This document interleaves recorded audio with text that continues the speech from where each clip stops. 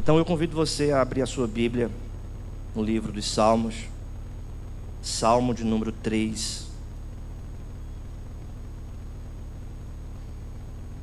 A liturgia, ela conta a história da redenção, né? Conta a história da nossa vida, da nossa relação com Deus. Ele nos chama, Ele perdoa os nossos pecados, nós nos levantamos glorificando o Senhor, dedicamos os nossos dízimos e ofertas, e em seguida então Ele fala conosco através da sua palavra.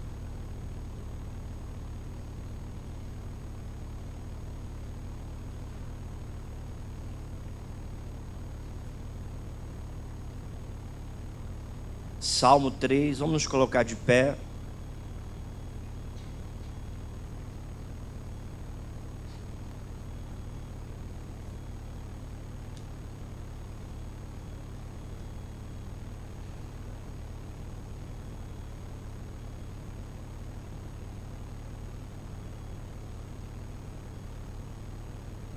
Assim diz a palavra de Deus, Salmo 3. Senhor, como tem crescido o número dos meus adversários. São numerosos os que se levantam contra mim. São muitos os que dizem de mim, não há em Deus salvação para ele. Porém tu, Senhor, és o meu escudo, és a minha glória e o que exaltas a minha cabeça. Com a minha voz clamo ao Senhor e Ele do seu santo monte me responde. Deito-me e pego no sono, acordo, porque o Senhor me sustenta. Não tenho medo de milhares do povo que tomam posição contra mim de todos os lados. Levanta-te, Senhor, salva-me, Deus meu, pois feres nos queixos a todos os meus inimigos e aos ímpios quebras os dentes. O do Senhor é a salvação, e sobre o teu povo a tua bênção. Vamos orar. Pai Santo, Pai Eterno, Deus incomparável, nós lemos a tua palavra, Senhor. Te suplicamos, ó Deus, nessa manhã, tem misericórdia de nós e fala conosco. Abre, Pai, os nossos olhos e nos faz, pelo teu Espírito Santo, contemplar as maravilhas da tua lei. Assim nós oramos e te pedimos isso, em nome de Jesus Cristo. Amém. Podem sentar, irmãos.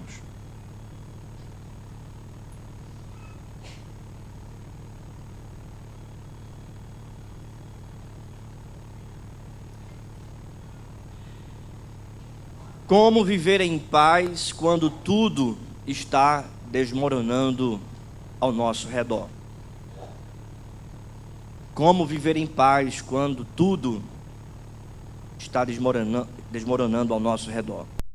Como confiar em Deus quando tudo ao nosso redor se torna inseguro? Como confiar em Deus quando tudo ao nosso redor se torna inseguro? Como ter paz e dormir em paz quando as situações, as circunstâncias ao nosso redor trazem insegurança? O Salmo 1, irmãos, trata sobre essa confiança em Deus em meio ao perigo. O Salmo 2 também fala de uma grande bem-aventurança. E o Salmo 3 especificamente fala dessa confiança que nós devemos ter com o Senhor diante das adversidades. Quando a gente olha melhor também o Salmo 1, o Salmo 1 começa com uma bem-aventurança. Ele diz no versículo 1 do Salmo 1, bem-aventurado o homem. O Salmo 2, se você perceber, termina também com uma bem-aventurança. O Salmo 2, último verso, bem-aventurados todos os que nele se refugiam. O Salmo 3, irmãos, então fala de um sofrimento que o salmista está apresentando, está vivendo, mas também de uma confiança em Deus. O Salmo 3 é um salmo de Davi, foi escrito quando o seu filho Absalão, que significa pai da paz, armou uma guerra contra Israel. Neste dia, Absalão, com um exército, invadiu e governou Jerusalém, indo então contra o reinado de Davi, o seu pai. Davi precisou fugir. As mulheres de Davi foram estupradas em praça pública por Absalão. Israel estava entendendo que o reinado de Davi tinha chegado ao fim. Davi foge e vai seguindo para o Monte das Oliveiras, descalço, com a cabeça coberta, escondido, fugindo com um pequeno grupo de homens. E é nessa situação que Davi escreve este salmo, o Salmo 3, em um contexto de insegurança e de perseguição, quando tudo ao redor de Davi está desmoronando. Davi expressa então a sua confiança em Deus no Salmo 3. Havia desconforto físico, circunstancial e emocional. Físico, porque um exército se levanta contra Davi. Circunstancial, porque todos ali em Israel, especificamente em Jerusalém, estão vendo Davi fugindo e perdendo o trono para o seu próprio filho. E emocional, porque o seu próprio filho se levantou contra o seu pai. Com crueldade, com fúria, com maldade, Absalão então vai contra Davi. Mas mesmo assim, ele diz no verso 5 do Salmo 3: deito-me e pego no sono. Deito-me e pego no sono. Como alguém pode ainda confiar em Deus, apesar de tamanha tormenta em sua volta? Como confiar em Deus em meio às tragédias, tribulações e oposições? Como é que este homem pode confiar em Deus diante de uma família quebrada, de filhos se levantando contra o seu próprio pai, de uma guerra e de um caos em seu reinado? Como nós podemos confiar em Deus, irmãos, em meio às adversidades? O Salmo 3 nos apresenta um roteiro da nossa confiança em Deus, dessa sublime confiança que nós devemos ter em Deus através de Cristo, através da sua palavra, do Espírito Santo, sobretudo essa confiança em Deus através da sua presença.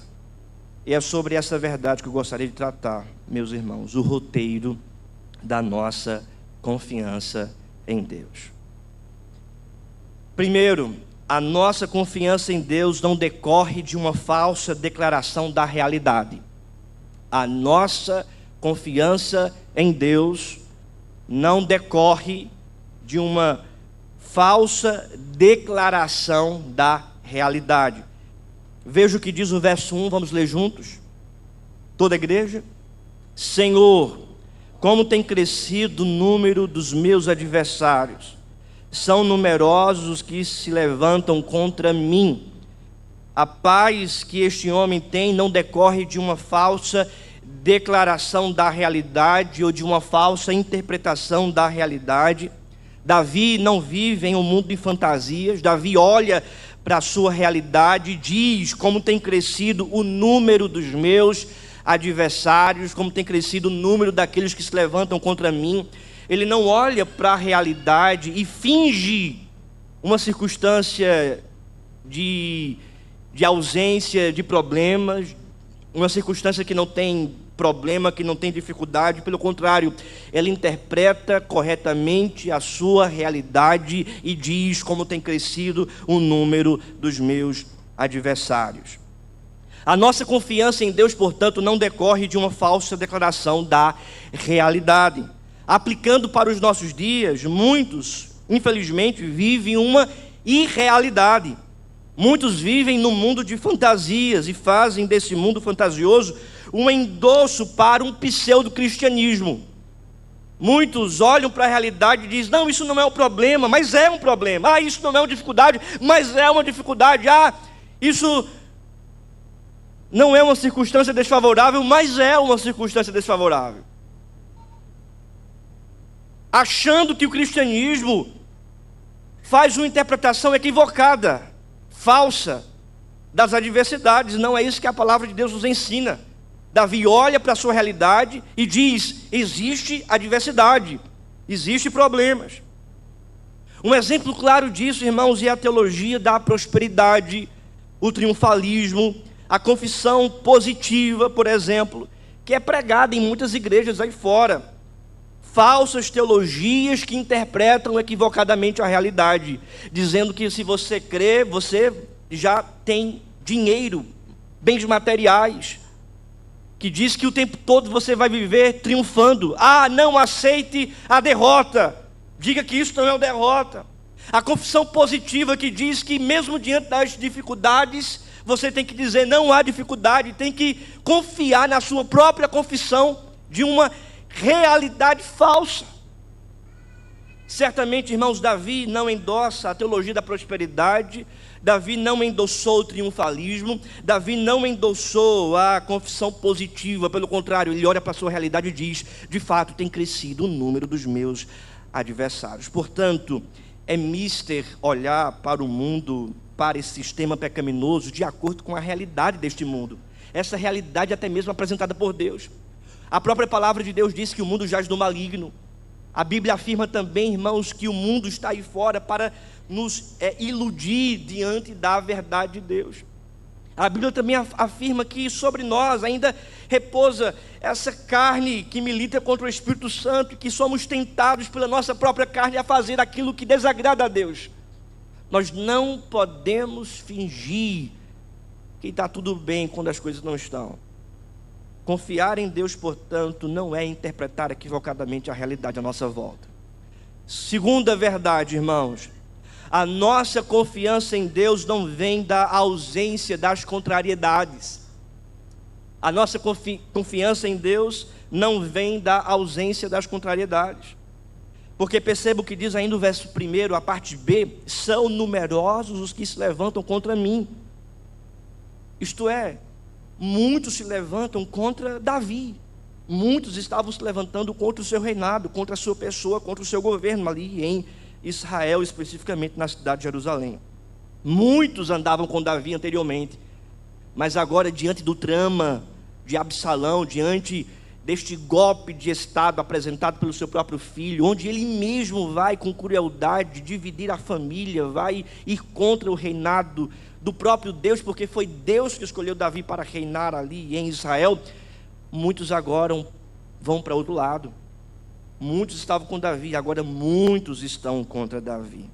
Importante notar essa trajetória de Davi. Ele tinha muitos homens ao seu lado, mas agora ele tem poucos homens ao seu lado. Isso nos mostra que a confiança de Davi no Senhor não decorria da ausência das contrariedades, das objeções das pessoas que estavam contra ele.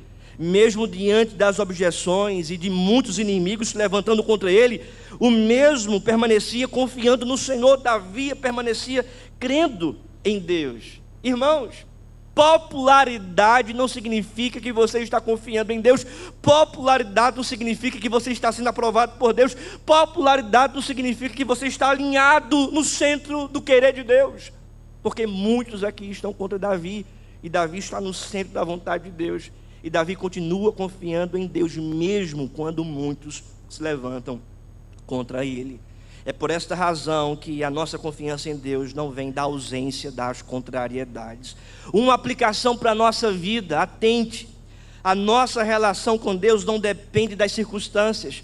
Porque uma hora Davi está bem, governando no trono de Jerusalém, mas agora Davi foi tirado do trono, está fugindo, descalço, escondido, com uma capa sobre o seu rosto.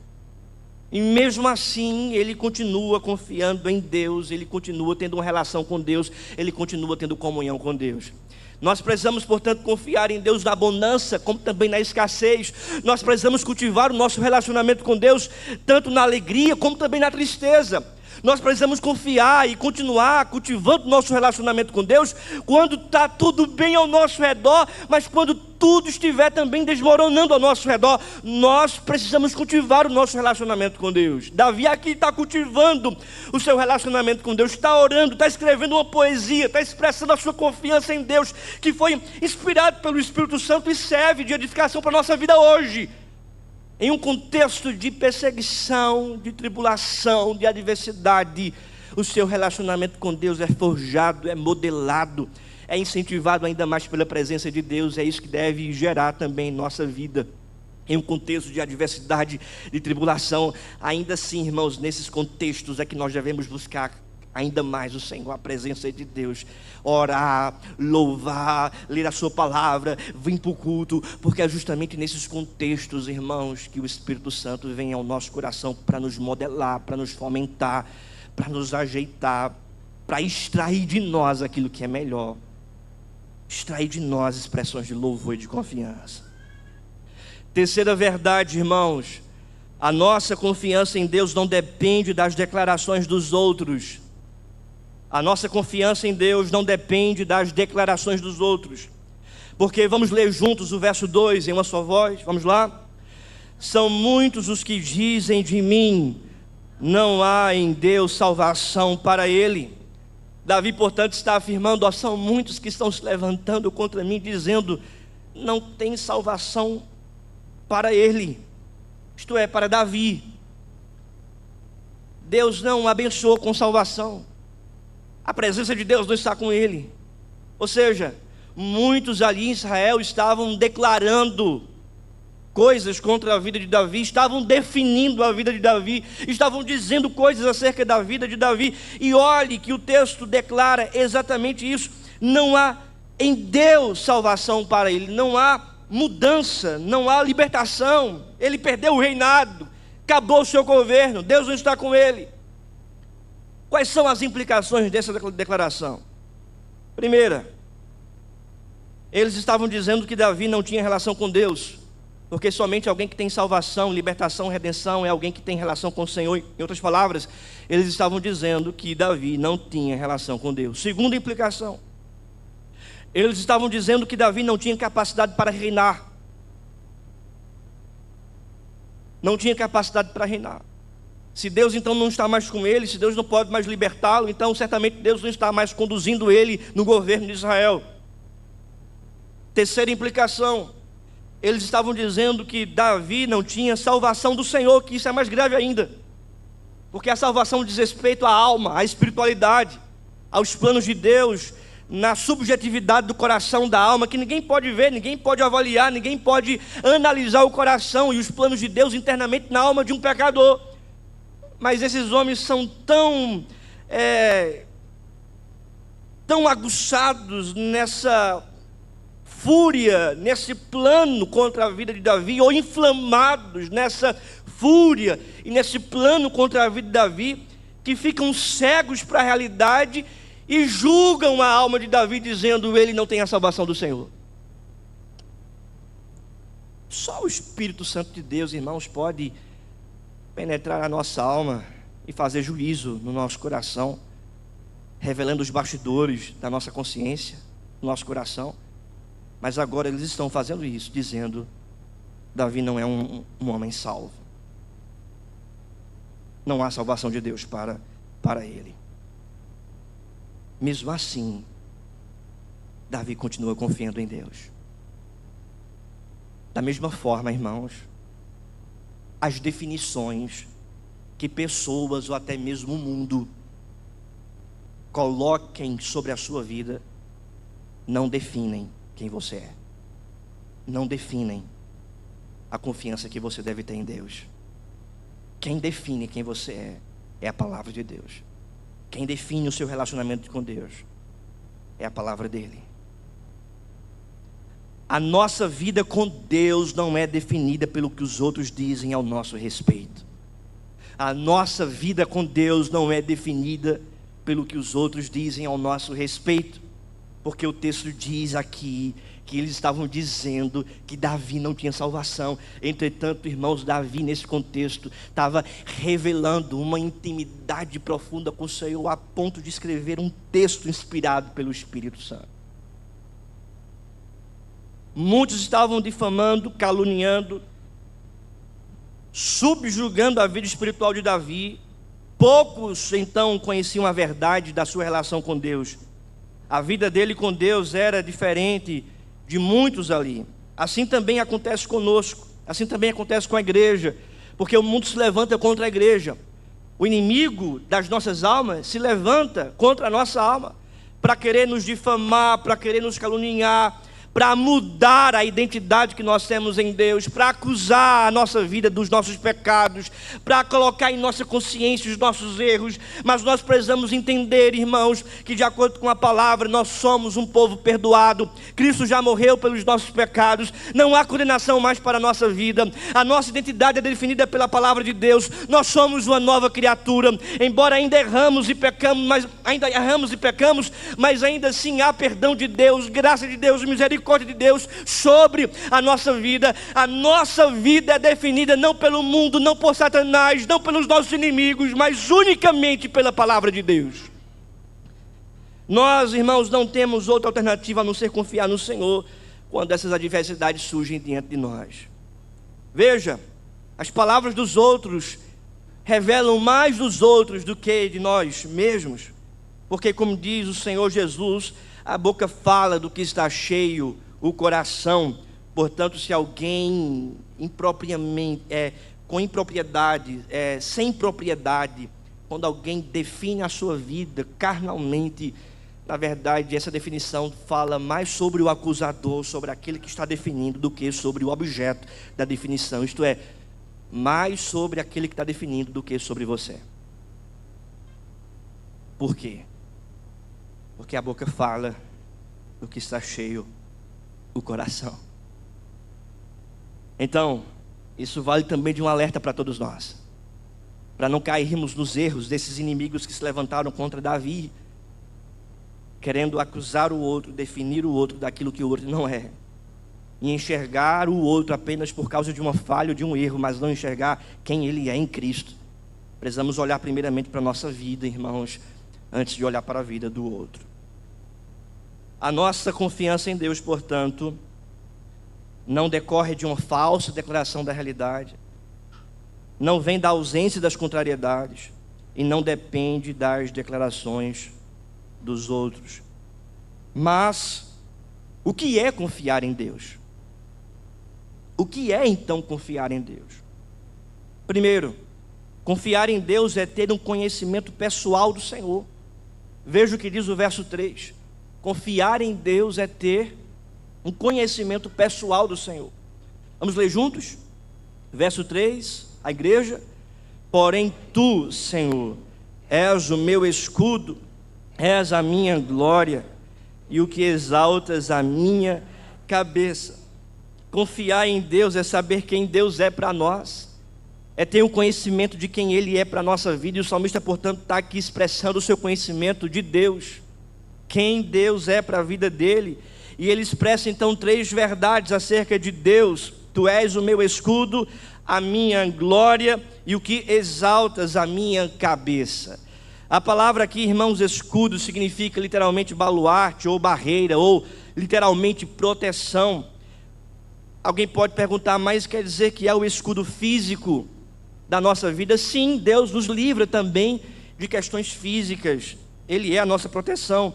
Mas note que isso vai muito além dessa questão circunstancial, porque quando Davi estava fugindo nesse contexto de Jerusalém, perseguido por Absalão, diz a palavra que um homem chamado Simei atirou pedras em Davi e o acertou. Deus não barrou as pedras. Entretanto, irmãos, as pedras não podiam atingir a alma de Davi. As pedras poderiam até acertar Davi, mas não acertou a sua alma. Ele expressa a sua confiança em Deus e o seu relacionamento com Deus justamente nessa perseguição.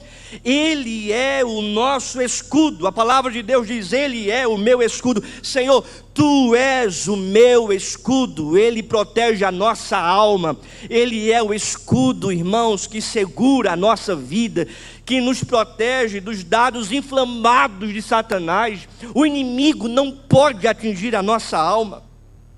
Por exemplo, em Efésios 6,16 diz: embraçando sempre o escudo da fé, com o qual podereis apagar todos os dardos inflamados do maligno. A fé no Senhor, a fé em Cristo. Cristo, portanto, Deus, portanto, se torna o nosso escudo. O inimigo das nossas almas pode se levantar, pode querer até mesmo circunstancialmente atrapalhar a nossa vida, mas jamais ele pode apedrejar a nossa alma, jamais ele pode tocar em nossa alma, jamais ele pode tocar no relacionamento que temos com Deus, jamais ele pode inferir contra a nossa alma, porque a nossa alma está bem guardada em Deus. Ele é o nosso escudo.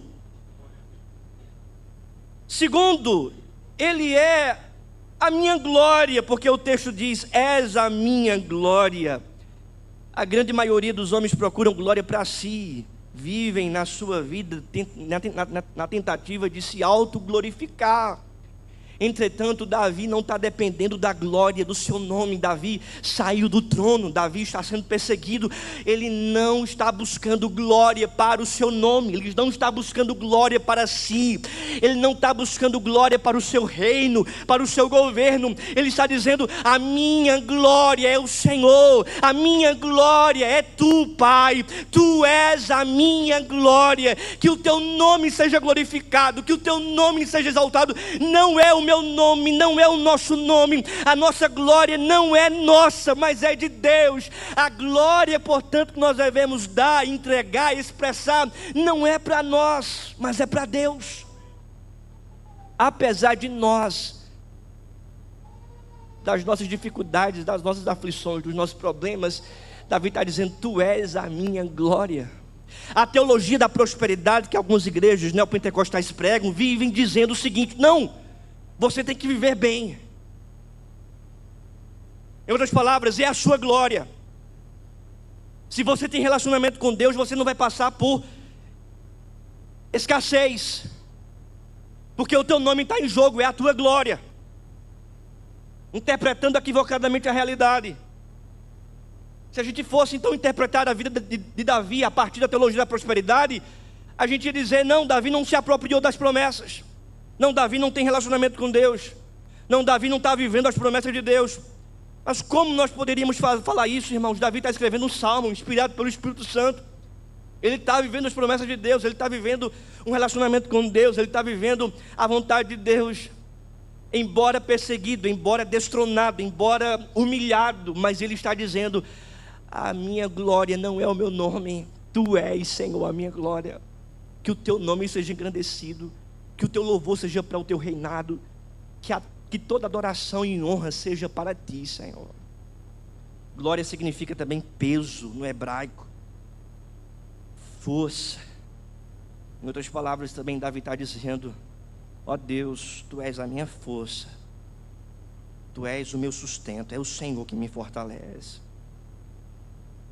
É o Senhor que me fortalece. E terceiro, irmãos, ele diz: és o que exaltas a minha cabeça. Exaltação. Davi está sendo humilhado, mas ele afirma: tu és quem exalta a minha cabeça. Essa exaltação revela duas realidades. A primeira, a aprovação de Deus. Porque essa palavra exaltação também ela é traduzida por aprovação. Isto é, de Deus vem a aprovação. É o Senhor quem me aprova. Embora o mundo está me desaprovando, embora muitos estão se levantando contrariamente a mim, mas eu não procuro a aprovação do mundo. Eu não procuro a aprovação dos homens, isto é, eu não procuro a exaltação deles, o aplauso deles, não. Eu procuro a aprovação de Deus, eu procuro a aceitação de Deus. Tu és, Senhor, a minha exaltação, é tu que exaltas a minha cabeça. Essa exaltação também revela uma segunda realidade, a realidade do Evangelho, que aqueles que humilhados hoje vivem por causa da presença de Deus, por causa da palavra de Deus, um dia serão exaltados. um dia serão glorificados. O próprio Senhor Jesus Cristo disse isso, falando uma parábola do fariseu e publicano. O fariseu se exaltava, louvava a Deus de si para si mesmo, enquanto que o publicano se humilhava. E então o Senhor fala que o publicano que se humilhava foi justificado, e aquele que se exaltava, não. E então o Senhor Jesus termina a parábola dizendo: porque os humilhados serão exaltados, isto é, aqueles que humilhados estão por causa da vontade de Deus, um dia serão exaltados. Tu és a minha exaltação. Em outras palavras, tu és quem exaltas a minha cabeça. Nós passamos por provas, nós passamos por dificuldades, nós passamos por aflições, vivendo a palavra de Deus, procurando viver a palavra do Senhor. O mundo nos desaprova, o mundo vai contra nós, mas nós procuramos a aprovação do Senhor e não do mundo. E essa outra realidade fala sobre a vida que nós teremos com Cristo na eternidade, irmãos. Porque nós passamos por humilhação hoje, passamos por sofrimentos, estamos ocultos em Cristo, mas há um dia em que o nosso Cristo voltará para buscar a sua igreja, e nesse dia então diz a palavra que a igreja será glorificada, e estaremos na eternidade com o Senhor por todos os séculos. Exaltação, tu és a minha exaltação. Eu não dependo de exaltações humanas, da exaltação que vem do mundo, não dependo do dinheiro, do trabalho, do conforto que esse mundo tem para me oferecer. A minha confiança está no Senhor. Tu és a minha exaltação, tu és quem exaltas a minha cabeça. A nossa confiança em Deus, portanto, irmãos, está nesse conhecimento pessoal do Senhor. Confiar em Deus é ter um conhecimento pessoal do Senhor. Segundo, confiar em Deus é cultivar um relacionamento de oração com o Senhor. Porque perceba o verso 4, quando diz: com a minha voz clamo ao Senhor, e Ele do seu santo monte me responde. Então confiar em Deus é ter um relacionamento com o Senhor, de oração. Falar com Deus, eu abro a minha voz, eu clamo ao Senhor e Ele me responde. É um diálogo. Há um autor chamado E.M. Bond, escreveu um livro sobre oração. Ele afirma: a oração é um trabalho espiritual, e a natureza humana não gosta do árduo trabalho espiritual. A natureza humana quer velejar até o céu com uma brisa suave, em mar calmo e sem sobressaltos. Entretanto, irmãos, nós vamos prosseguindo para o céu em uma tempestade, e nessa tempestade nós vencemos através da oração, buscando a Deus, orando, clamando e clamando pela presença do Senhor. Nós cultivamos, portanto, irmãos, um relacionamento com Deus, confiando em Deus, através da oração. Terceira e última verdade: confiar em Deus é repousar em sua sublime segurança. Repousar em sua sublime confiança. Porque veja o que diz o texto, versículo 5: deito-me e pego no sono, acordo, porque o Senhor me sustenta. Não tenho medo de milhares do povo que tomam posição contra mim de todos os lados. Porque o Senhor, no verso 5, o Senhor me sustenta. Confiar em Deus é repousar em sua sublime segurança, é dormir tranquilo, porque tem esse conhecimento de que Deus o sustenta, que Deus o segura. Segurança apresentada aqui, irmãos, é uma segurança presente, não é apenas uma segurança futura, mas uma segurança presente. Ele segura a nossa vida, Ele sustenta a nossa vida, Ele conduz a nossa vida em meio às adversidades, e nós podemos deitar e pegar no sono. A gente não dorme muito, porque diz a palavra que a gente busca o Senhor. Então a gente dorme sim, mas esse sono não pode ser constante, permanente, porque diz a palavra que Ele ora. Eu clamo, a minha voz clama ao Senhor e Ele me responde. Deito-me e pego no sono, porque Ele descansa, Ele repousa nessa sublime segurança. É por esta razão, meus irmãos, que nós podemos descansar no Senhor, porque Deus tem sustentado a nossa vida, porque Deus tem segurado a nossa vida, porque nada pode nos tocar sem a permissão do Senhor, e nada pode afligir a nossa alma, tocar em nossa alma, porque Ele é o nosso escudo, e a gente pode então descansar em Deus. Coloque, portanto, toda a sua inquietude no colo de Deus. Coloque, portanto, todas as suas preocupações na presença de Deus. Fale com Deus, ore e entregue sobre Deus todas as suas adversidades, seus problemas, ansiedades, e descanse absolutamente na presença do Senhor. Na presença do Senhor. Ele, portanto, te convida a fazer isso, a descansar na presença do Senhor. Então perceba, meus irmãos, há uma segurança que nós temos, essa segurança presente, mas também uma segurança futura. Verso 7, vamos ler todos juntos o verso 7? O ar está no máximo aqui para baixo, os irmãos podem descansar, tá? Está topado aqui no mínimo, tá? Então, já tá, pode ficar tranquilo. Olha aqui para mim, o mais importante é olhar para a palavra. Versículo 7, vamos ler juntos? Todos juntos aqui na palavra. Vamos lá? Levanta-te, Senhor, salva-me, Deus meu, pois feres nos queixos a todos os meus inimigos, e aos ímpios quebra os dentes. Veja, ele dorme. Como é que começa o verso 5? Como é que começa o verso 7? Levanta-te, Senhor. Ele deita, descansa, mas ele não levanta de imediato. Ele diz: levanta-te, Senhor. Antes mesmo dele levantar da cama, a imagem é: Senhor, levanta, vai à minha frente, conduz a minha vida, conduz os meus dias, conduz os meus passos. Levanta-te, Senhor, vai à minha frente. Esse texto, irmãos, essa expressão, levanta-te, Senhor, é uma expressão utilizada por Moisés em Número 10, versículo 35.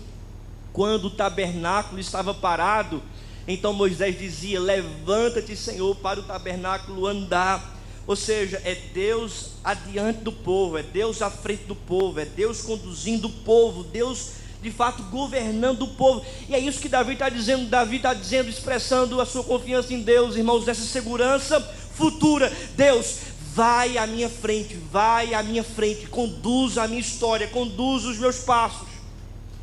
Os pais da igreja interpretavam o Salmo 1, 2 e 3 dizendo o seguinte: primeiro, a vida do bem-aventurado; segundo, a morte expiatória de Cristo, que é o Salmo 2, e o Salmo 3, a ressurreição. Ele se levanta e vai à nossa frente. Certamente, irmãos, a gente olha para o Evangelho de Cristo. Cristo, ele veio a esse mundo, ele morreu pelos nossos pecados, ele foi sepultado, ao terceiro dia ele ressuscitou, ele levantou, ele tem toda a autoridade nos céus e sobre a terra. Ele é o dono da igreja, ele é o cabeça da igreja, ele é o governador da igreja, e é ele que vai à nossa frente, nos conduzindo à destra de Deus Pai. É por isso que as portas do inferno não prevalecerão contra a igreja. É por essa razão que a igreja vai avançar e os nossos passos irão caminhar. Por quê? Porque Deus, o Cristo, está à nossa frente. Meus irmãos, a nossa confiança em Deus, portanto, ela é, de fato, um conhecimento pessoal do Senhor. A nossa confiança em Deus é cultivar um relacionamento de oração com o Senhor. E a nossa confiança em Deus é repousar em sua sublime segurança, porque Ele vai à nossa frente, Cristo Jesus. Foi justamente isso, irmãos, que Ele realizou na sua obra no Calvário. Ele morreu e ressuscitou, se levantou e vai à nossa frente, destruindo todos os nossos inimigos. Levanta-te, Senhor, salva-me, Deus meu, pois feres nos queixos a todos os meus inimigos, e aos ímpios quebra os dentes. Do Senhor é a salvação, e sobre o teu povo a tua bênção. É a imagem do Deus encarnado, que se levantou e que vai à nossa frente, dissipando todas as trevas, impedindo os inimigos da igreja de avançar. E a igreja, portanto, vai avançando diante daquele que está à sua frente, Jesus Cristo, o Deus encarnado, trazendo salvação para o seu povo, abençoando o seu povo, e destruindo, portanto, todas as obras de Satanás, para redimir os seus eleitos, para redimir o seu povo. Meu querido irmão, eu concluo esse sermão citando o reformador de Genebra, João Calvino, em seu comentário dos Salmos. Ele afirma: portanto, aprendamos, quando surgirem os perigos, e não medir a assistência divina pelo padrão humano, mas desdenhemos de todo e qualquer terror que porventura se ponha em nosso caminho, visto que todas as tentativas que os homens engendram contra Deus são de pouca ou nenhuma eficácia, porque Cristo está à nossa frente. Fiquemos de pé e vamos orar.